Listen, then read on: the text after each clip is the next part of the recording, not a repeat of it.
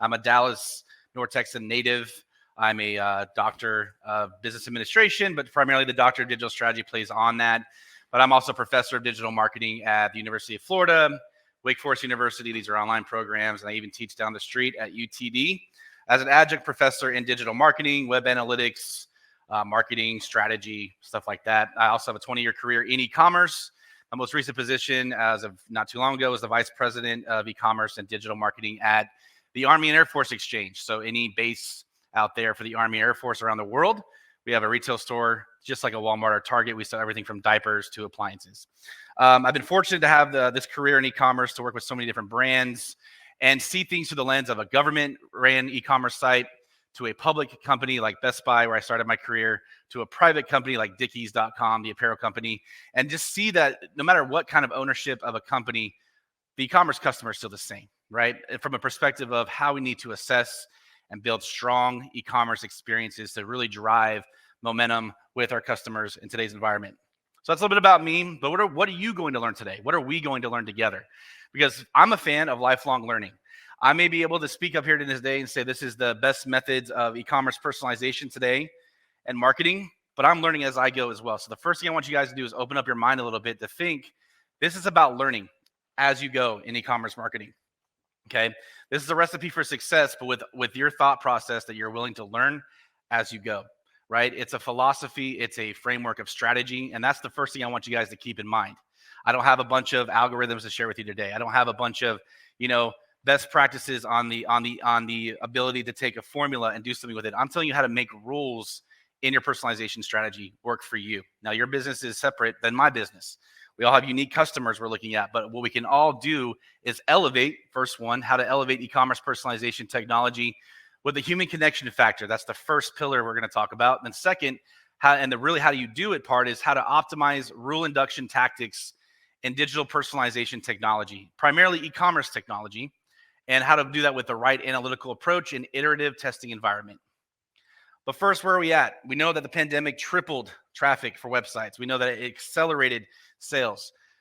With that said, though, by 2026, we're going to be in the U.S. retail e-commerce industry at $1.6 trillion, coming off of 2022, right around, let's call it just over $1 trillion. So that's huge. That's huge growth in the next 4 to 5 years. So with that said, the competition's fierce, which means more people are building websites every day.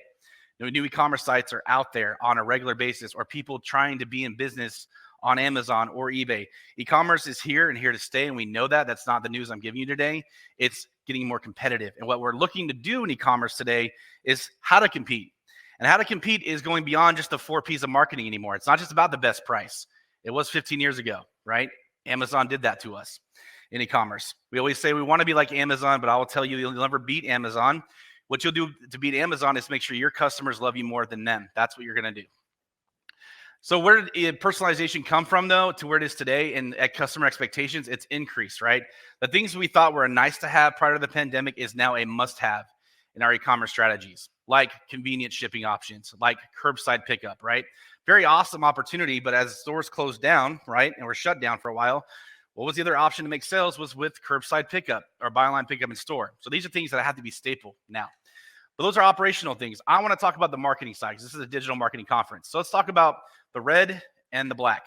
The red was 2020. The surveys we had for customers back then from eMarketer.com said, what's important to you as far as your ability to buy from a website, right? Well, personalization is not new news, but the expectations of personalization has increased. That's what I want to make sure you understand. Personalization, I'm not here to tell you what it is. You already know what it is. It's the way we do it has elevated. So there's some examples here where in 2020, if you ask the experience of a company provides is it important to as its products and services, 80% of respondents says that's one of the most important factors. It's increased to 88%, right? The experience matters more than just the product or service that I'm buying. We've here in 2022 resurveyed customers, asking them now, how much more does it mean to you? So from that perspective, it means even more to customers than it did before. So we've increased the customer expectations to be competitive online. The next one, I expect companies to understand my unique needs and expectations. Customers want to know that you know them, right? But it's now even more of a requirement because of the fact there's so much more competition out there. They want to feel like you know who they are, not just what they want to buy, but how they shop, how they feel, and all those great human connection things, which we'll talk more about. And there's plenty of other ones that you can see, but basically all the expectations, even from 2 years, has increased in the sample of customers. So let's talk about digital marketing conference. Buzzwords. I love buzzwords. They're fun. We're going to talk about transformational, future-proof, technological, disruptive, big data, metaverse, automation, progressive, and yes, I am going to say the word again, artificial intelligence. However, though, it's beyond going digital that matters today. What I mean by that is we can't get swept up in the technology and believe that technology is the only solution to our problems. We still need to make sure we're doing things from a perspective of humanistic connection, which we'll talk about.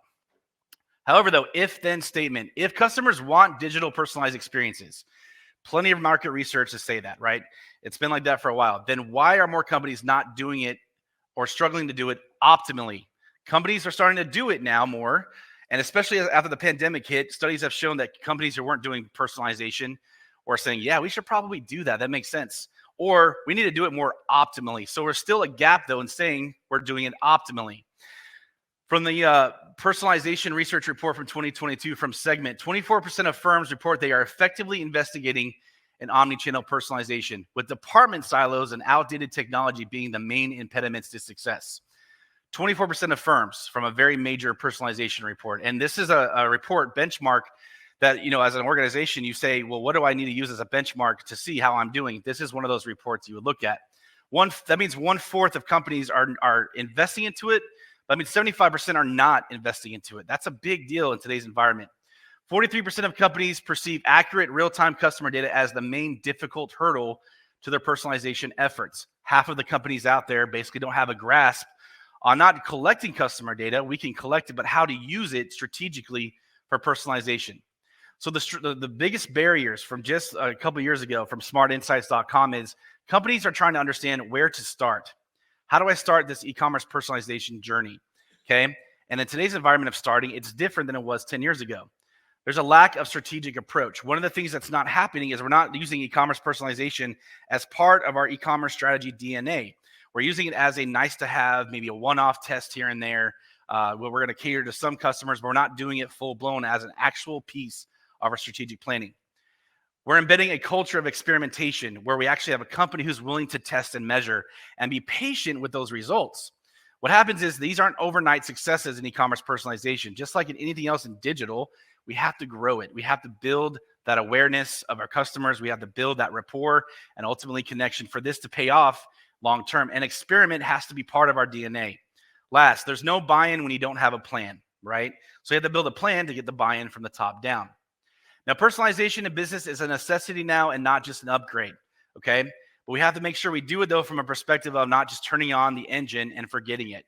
That's what happens. Personalization companies out there, we can name a couple, and that's fine. Monetate, Optimizely. These are the e-commerce personalization engines I'm talking about.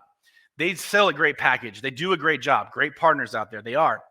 But you are still the management of your own business. They're going to be the tool for you to engage with your customers, but you still have to be in charge of those rules you're putting in.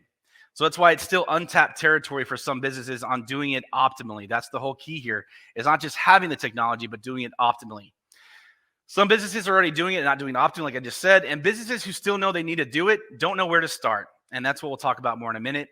Those who know where to start don't always start correctly. They just kind of do the out of the box. They connect it. They get the development, take the investment, and say, you know what, developers, go put it up. Business users, just kind of build a few rules and just let it do its thing. That's not optimal. Okay. So the challenges is existing for digital personalization in business, and just from the same report from 2022, the lack of trust in the technology. Some risk-averse organizations today still don't think that personalization is the best way to go. They understand targeted marketing. That's different than personalization. Targeted marketing is, yes, taking a group of people with similar attributes and giving them, an opportunity to buy with a very focused campaign. But personalization, they don't understand that one-to-one engagement really does pay off. It takes a lot of work, though, and an analysis to keep that thing fresh and going. So that's part of it. Skepticism on the results. Is it really statistically significant? Are we really meeting that 95% confidence level, right? And so they're going to trust the data sciences, but the data scientist people. But imagine if you're an organization that can't afford data scientists, right? Remember, go back to many startups today in e-commerce. You can't afford a data scientist if you're just starting out. Maybe you are one. So do you trust the technology giving you the true optimal results? So we got to get beyond that skepticism and trust the technology if you do it right. Strategy barriers. Again, how do we make sure that's part of our DNA of strategic planning? That's part of the process. Once you ideate on the vision for your strategy on the website, how do I build this in as part of that though, and not just a option, but actually part of it? It's got to be an action. And leveraging data to action, like I said. So these are some of the challenges today. But finally, one of the bigger challenges is what's missing is human connection. So AI, yes, it's related. We have to talk about it. AI fuels personalization. But from a website experience perspective, we have so many layers of opportunities to engage with our customers, right? E-commerce, I love it because you have more than just the advertising part. It's a big part of it. What banners should show up, which promotions to put up there. And that's a big part of personalization, but it's also navigation, search, the checkout process, anywhere you can go to ensure that customers are going through that shopping funnel, right? A lot of digital marketing we talk about is outbound, and that's important. We got to get them to our site, but my passion is in the website, inbound destination, inbound experiences, and not just inbound marketing experiences. But human connection, let's just define it, right? Let's just understand it from a philosophical perspective. Human connection is an association that people experience when they feel seen, heard, and understood and valued as they are, right? So we're not seeing these customers, right? We're not going to be watching them, but we're seeing their activity, right? We are also looking at understanding them as people, right? What are their fears? What are their concerns? We know that through the shopping behavior metrics we can look at. We can look at that based off the qualitative insights from a survey and matching that to the experience of the analytics, right? We can look at how they feel valued as well because of what we're offering them, and not just the product, but the value proposition beyond that, the service, the experience that we took care of them in the returns process, the experience in the customer service phone call, the chat bots that come up. We can enrich our data and understanding what they're saying to us and leveraging that back into the rules of induction, which I have examples in a little bit. With this connection, it builds trust between individuals, or in this case, from the customer with your business. It gives them a sense of belonging. Sounds great, but it's not easy all the time. But I'm claiming this quote: artificial intelligence does not replace human innovation. It augments the human connection. Okay, we still need us as humans, thought-provoking, thought leadership, strategic people to fuel the innovation inside these tools. It's not going to replace that at all. Just like the Chat GPT talk earlier, it was great how we put in those prompts in Chat GPT, and being very careful about how we articulate those prompts is very important. Same here for the e-commerce personalization technology. I'll talk more about that in a minute. So what does it all mean? Personalization is not a set it and forget it technology tool. Yes, you're going to get sold in on that as a software provider is going to tell you this can do a lot for you, but it can't do everything for you. Okay, it's very smart technology, but you have to have the right people behind the wheel to drive that car. It's not a driverless car right now. I'm just saying. Yes, automate, but control it. Automate, absolutely automate your e-commerce personalization, but you have to put some checks and balances and control it. The input of rules with sound customer behavior modeling matters more than metrics and test prescriptions. So let me take a step there and explain that. That's the most important part of this slide. The rules we put in, the common rules are customers who bought this also bought that. Customers who browse this will recommend that, right? Those are standard rules that you can just do out of the box. Let's go deeper than that though. Let's build certain criteria around values, beliefs, attitudes, a lot of consumer behavior type stuff, right? You can take the theory and apply it here. Let's go beyond just what they looked at or bought and let's figure out why did they buy that? What are those customers who bought that? What triggered them to buy it? Not just they bought it, so we're going to recommend it again mentality. Let's look at the influence factor. And we can do that through some data modeling, right? Some little data science might help. We can also do that from a strategy perspective of what we curate in the data. We build that experience of learning, and I'll talk about that in a minute. Don't forget the fundamentals of assessing your customer's behavior. Go back to the basics of customer analysis. We're skipping that step sometimes, right? We're saying the technology is already going to analyze it and do it for us. The technology is going to look at historical data, not necessarily always predictive insights, okay? What does it all mean? Continued, data is only the fuel of the technology and not the solve, right? The data is what we need to ensure these experiences are thriving, but it's not the solve to your problems. The human innovation is to understand how to develop the human connection is the solve. We need to think, what are our customers really wanting from us? How do we generate an experience that solves their fears of buying from us or the needs of this product, even beyond saying, hey, we have great content. How do I understand that they're finding what they're looking for and really building a trust in the purchase process? Let the machine learning accelerate, elevate, and produce. Absolutely. I'm a big fan of this because it's very operationally effective. For sure, right? We can't personalize to every million customers we've got if you're a large website or whatever. Even if you're a small website with 5,000 customers, it's 5,000 people you've got to personalize to. Let the technology do it for you, but tell it the best way to do it. The human intelligence is the fuel to artificial intelligence. Artificial intelligence does not fuel human intelligence, right? So how to do it? Participate in the customer conversation, okay? Be a part of what they're telling us in return. And that is through clicks, that is through reviews and impressions, but also leverage it from other platforms like a chat bot, okay? As an example, is what I'm gonna use. A virtual assistant, collect that information, because yes, they're recording what you say in these virtual assistants. It's being transcribed. Ask questions and share relevant information that helps build rapport, trust, and understanding. Be part of the conversation here, okay? Now, it's hard with just clicks and views, and I get that, but we can use other mechanisms of interaction just like on social media a little bit, and use social media for this as well, by the way. But we can build these platforms on our site, forums, Q&A, these the reviews, and find ways to really interact with our customers, to ask more deeper questions of them, to learn in return how to personalize experiences. Be your authentic self in your brand, right? If you're saying you're a brand that believes in this, that's great, but be empathetic to your audience in return, okay?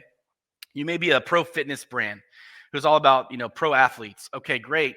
But if you're offering an athleisure line too, don't forget that audience and speak to them on that sense and that level. Not that they're a pro athlete. Talk to them on an athleisure level, as an example, right? Talk to the people who are experts of your products and those who are not differently as well, right? There's a way to do that and still be part of the conversation with all these different customers, right? For the experts of your product, give them the ins and outs of the price. Give them the ins and outs of, what it is in the next big thing that's happening. For the new people to your product or service, that's some education now. Understand that, learn from that on what it's going to get them to be, interested in learning more about your product on the website itself. And then respect people's boundaries. So what does that mean? Well, it means like anything else in a real life conversation, right? Don't saturate too much information. Understand some of their ethics in the situation too, depending if your product impedes on that. So remember that as well. Stay focused on the present. Customers don't care about the past. Here's what I mean. They want to know right here and now, and also in the future, what you're going to do for them in return for the value proposition you offer, right? If we talk about our brand from a branding perspective, we're heritage, that's great. You're a long-lasting company. Yes, you have great clients. Think about the now, though, and no matter what you're doing. Think about the macroeconomic factors that these customers are facing. Inflation is a big deal right now. The job market's not great. Think about the kind of audience you have and what they're going through, right? We think about the value that our product brings to these customers, and it's a very much the customer-centric model. But with these digital experiences, though, we can kind of curate an experience a little bit around meeting their needs of where they're at. So if it's a volatile job market for some customers, well, don't pump in the extra incentives right now. Don't pump in the add-on sales right now. Doesn't make sense. Add-on sales are great, but if someone's struggling to even pay their bills right now and then they're interested in buying from you, you don't add the add-on sales right now. You give them what they need and focus on the future. If that's the situation you're in, that's just an example. Show emotion and be empathetic in your tone of communication, and use behavior triggers to your benefit. So you learn all these things through the engagement of your customer. Don't let transactional data limit you. Here's what I mean. The sales information, you're right. I mean, we always want to say that what they bought before is something they're interested in the future. Yeah, that's part of it. We want to say that the click of a banner shows interest. Yeah, it does. That's just fundamental. Let's go beyond that, though. Build assumptions with qualitative CRM data standards of human connection. Go back to the wants, needs, preferences, and directional behaviors. With a CRM platform, you can do some of this, but I'm not talking about customer profile like, hey, Mary Jo who lives here and they have an income level of that. That's demographics. I'm talking psychographic detail, okay? So if you study consumer behavior theory, anybody ever take a consumer behavior class? This is what it's all about. And the hard part is for some companies is to realize that information is valuable in e-commerce strategy. So the personalization optimization cycle, okay, I'm just going to briefly look at this. But the point of this is it's a strategic mindset and not a formula. The gap I've seen, and I've worked for, like I said, a private, public, and major government organizations. I already named who they are. I've seen the commonality where some of these, they understand personalization and marketing automation, how important it is to connect with customers one-to-one. But it's through various strategy planning, I've seen the gap that makes sure it's a consistent conversation. Right? It's a strategic formula, not just it's a mindset of how do I build this into my DNA of my business and my culture of my business, right? You need executives to really support this. You need the team to thrive in this environment, right? And yes, we're in a very fast, especially in retail, fast-paced environment we're not always going to have the time to test and measure. I get it. Q4 is right now. We got to make sales. We got to make deals. But however, if I can plan for the Q4 season, build some experiences that are targeted, but also very personalized from a conversational perspective and connection perspective, I may win more than I think than just the hot deal I've got to offer. But know the data is really important, right? Get familiar with your data, both descriptive data, demographics and all that, but know behavioral data. Know what triggers your customers and really segment them into the fears and the values. And, when I say fear, also the interests and the things that say, look, this is what makes sense for me in my time of need for you as my potential service or product provider. Facilitate the data in that manner and understand the rules of the tool. The rules of the tool, again, can be vast. A good system out there will give you so many levers to pull, but you have to know what levers to pull. That's the whole point, right? They're not going to do it for you. You have this menu of options in these rule settings, but you have to pick the ones that make sense for a particular prescription. Build the rules deeper than surface level. Like I said, get away from just the standard ones out of the box. Get in there, get dirty, play with it, understand it. And the more you can understand your customers, the better the rules are going to get. It's not the other way around. It's not saying the rules are going to dictate the customer's attitudes. Your customer's attitudes dictate the rules. There's two different things. Your customers are the ones you should look at, not the technology. Strategize the options and experiment. Experiment.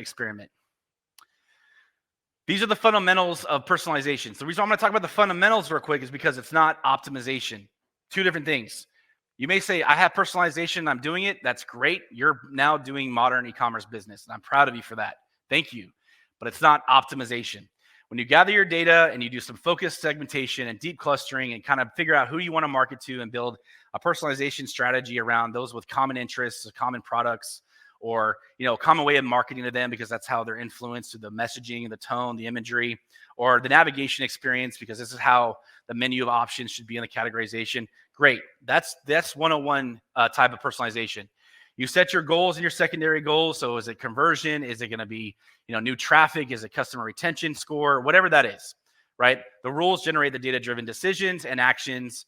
And at the end of it, though, you're going to put in those explicit rules that are very standard. If a customer buys this, they bought that. If a customer views this, they view this. Or they bought this, they also bought that. You test and measure. Okay, those are the standards. Great. Some companies are still trying to figure this out, but that's just the foundation. The add-in is the human connection in the rule induction. Embrace emotional intelligence. We have to think that way as we're a marketer in e-commerce business. Now we say, look, we get that, Kyle. Emotional, being empathetic to our customers, we're doing that. But are we doing it in the inbound website as much? Even through the navigation of products, do we think that way? I don't know. I think we look at keywords. We look at maybe what makes sense from a taxonomy perspective and what products fit with what. Why not merge two categories that make no sense together if that's how our customers think, right? Food can go along with diapers as an example, right? Because if that's how our customers think, they're going to buy it together. Why not merge those two categories from a navigation perspective? In fact, the biggest basket analysis study out there is what is the number one thing bought with diapers? Who wants to guess? Wipes? What else? Formula? No. Beer. Yes. Study done several years ago. Ivy League school. I can't remember the name of it, but I've used this as an example. I probably should remember the Ivy League school that did it. But beer. Think about it. Dad gets off work. Hey, honey, I need diapers. We're out. Can you stop by the store? All right. Well, I'm going to go get my 6-pack of favorite beer while I'm there too. That's the reality of this. That's what I'm saying. Now, that's a merchandising analysis, right? That's just looking at what's bought in the basket. But however, though, what's behind that is where is he at in that time of day? What is his motivation? Well, his motivation is to make sure he does what his wife tells him. And he wants his beer for his weekend. That's what I'm talking about, though. What is the attitude of our customer? What is the perception of our customer? What are they doing in that moment? That's emotional intelligence. That's just a small example. But imagine something else like medicine, right? What is that person's mindset at that time of medicine? I'm just going to take care of my family. But maybe while I'm there, I'll offer this other product because it's associated with that experience of feeling, that woman's feeling like I got to take care of my kids, right? The mom's coming to CVS and I need to buy, flu medicine. You know what? While I'm there, there's a magazine I really want to buy. Why not? I'm going to be at home all weekend taking care of the kids. I want to buy that magazine. That's the ethos of the customer, the emotional appeal you can play on a little bit too. And none of this is manipulation. It's just pure natural organic thought, right? So that's what it's all about. Craft content that sparks emotions and empathy, okay? Even on the website, we can do this. We do it well. We can put a banner up, again, of diapers in the middle of the beer section, okay? Or put a beer ad in the middle of the diaper section. Now, that's very much someone may say, oh, that's risky. Okay, but does it add up? Test it out. Try it. Personalization, take a small sample size of people and try it. Take those affinity things that people are buying together and just try it. It may make no sense on paper, but who cares? If it makes sense to your customer, just do it. That's the whole point of this. Experiment. Tailoring messages and offers to resonate with customers' emotions and preferences make them more likely to convert. The preference for that man going to the grocery store is, I'm going to buy the diapers because I need to for my child, but I need my beer for the weekend too. I'm there. I'm here and now. E-commerce is immediate. It's fast. Average session length, when I talk about session lengths, when you log on to an e-commerce site, 5, 6, 7 minutes, maybe, if you're lucky, to have an average person sit down and browse your website, right? That's if they stay. Most bounce rates, or someone comes on your site and leaves really quick, 40, 50% in e-commerce. So give them what they want right then and there. You only have so much time to grab that attention, okay? This can translate into higher conversion rates for purchases, signups, or other desired actions. Do it for your loyalty program. Do it for your credit card program. Figure out what's going to influence somebody from that connection perspective. And craft contextual messaging. Now, contextual is the key word here.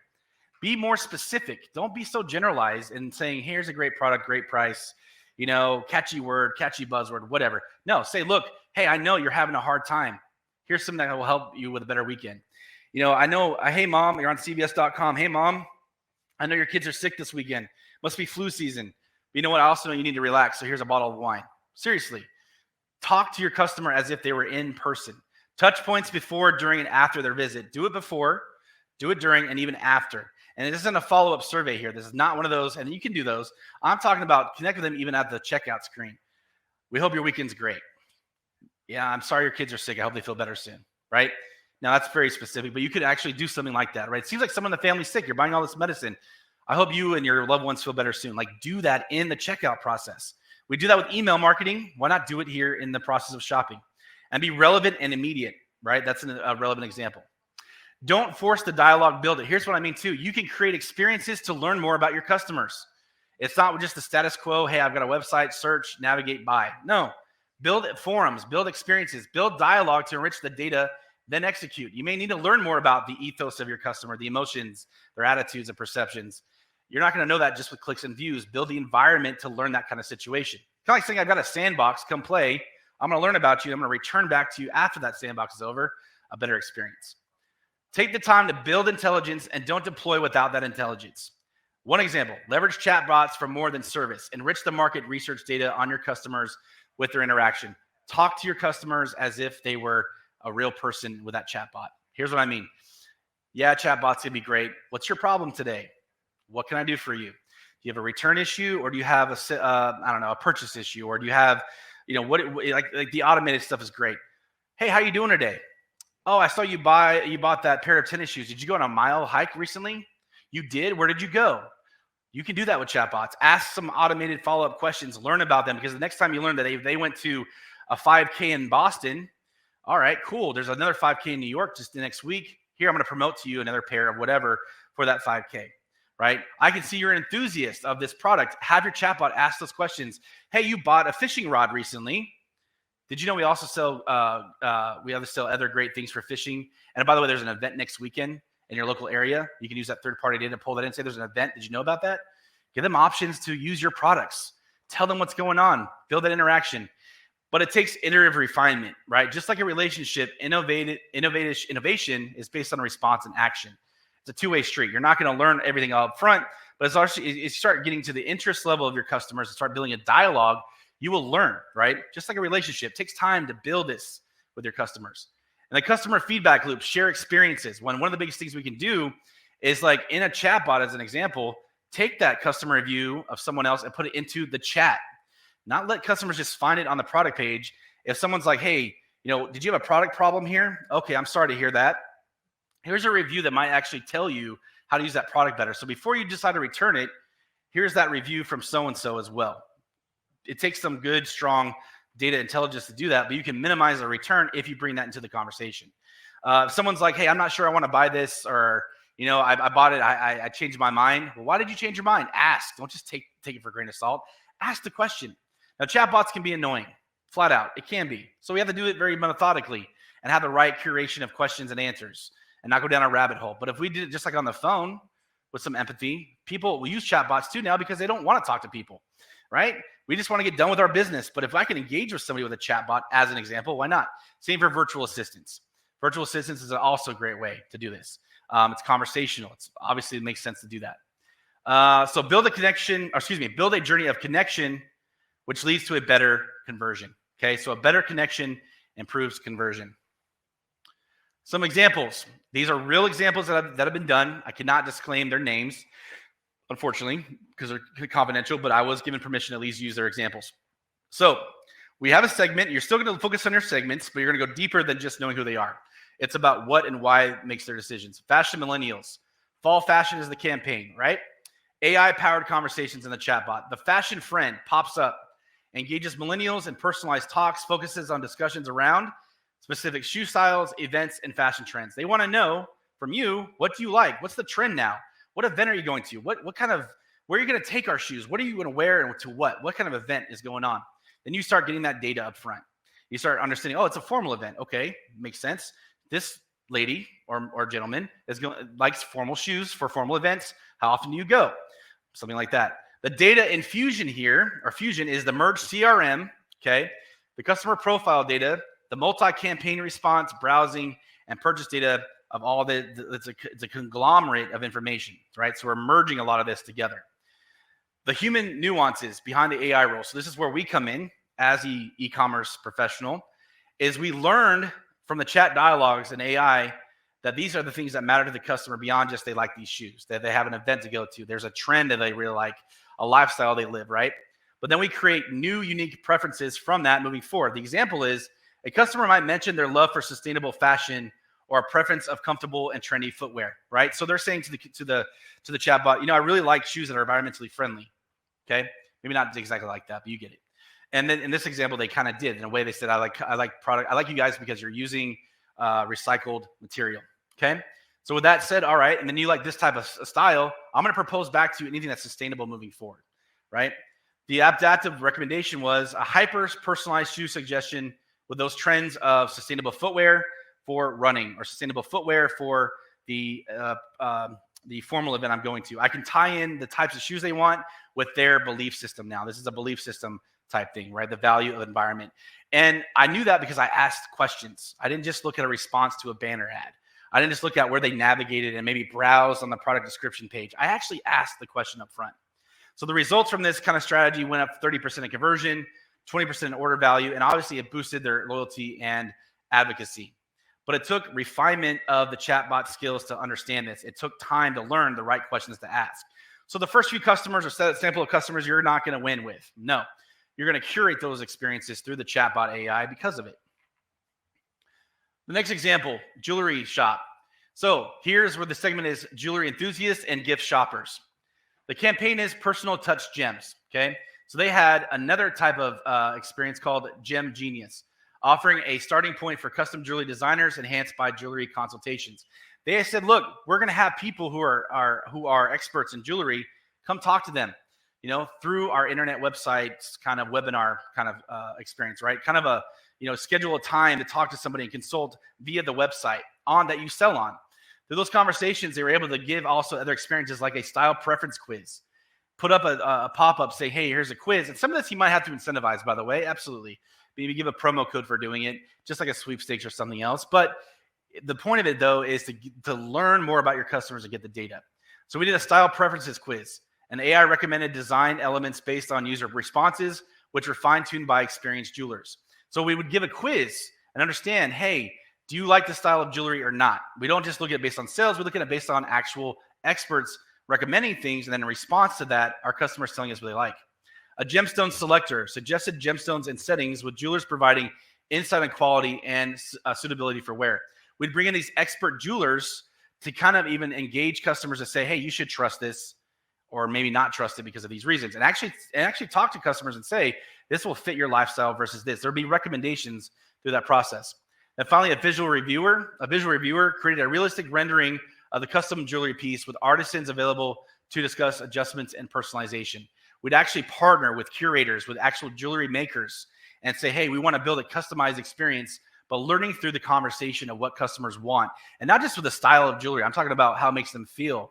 What are kind of the occasion? Is this going to be an heirloom to somebody else? We want to know more than just why you think it's a pretty piece of jewelry. So they realized the e-commerce. Oh, so that's the last part of that case. So to wrap it up, what do? We got to realize that e-commerce marketing is not just advertising. It's carrying the outbound hook all the way through the inbound website experience. It doesn't stop with just the ad that brought them there. And once we get to the website, hold their hand through the process. I mean that gently. Reimagine your e-commerce experience through the lens of the customer. Ask, am I covering everything I can provide to be convenient, communicate, provide care and capabilities for my website to the customer, right?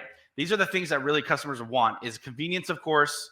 They want care, that you show that you actually have some type of rapport with them, that you understand them on some level, especially if you're a loyal customer, right? You're not there just to get my money. You actually have some type of connection with me on that perspective.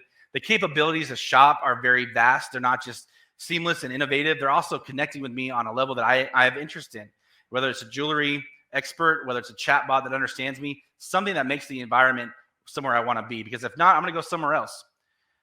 Reinvent the company culture if needed to be humanistic in all corner posts of the e-commerce experience.